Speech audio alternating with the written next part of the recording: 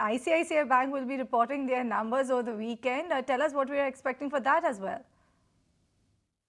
Well, yes, over the weekend we will also see ICICI Bank coming up with their Q4 numbers, although we do not have any provisional updates from the bank. But when it comes to the brokerage's estimates, they are expecting a strong set of numbers yet again from ICICI Bank. Let's not forget that ICICI Bank has been an outperformer when it comes to private sector bank peers, and definitely now brokerages are expecting bank to continue to do so, because when it comes to advances, they're expecting 15% growth on a year-on-year basis. Now let's not forget that the system level growth for advances is at around 11%. So definitely there will be an outperformance. And on the other hand, when we talk about deposit, there also brokerages are expecting somewhere in the range of 12% of growth for the bank, because also here when we talk about the system growth, it is somewhere in the range of 10 to 11%. When it comes to profitability, now there also we may see this optimism carried away, because when it comes to net interest income, they're expecting around 9% growth on a year-on-year basis. On the other hand, when we talk about pre-POP, which is pre-provisional operating profit, we may see a growth of around 14%, because this quarter brokerages are expecting OPEX to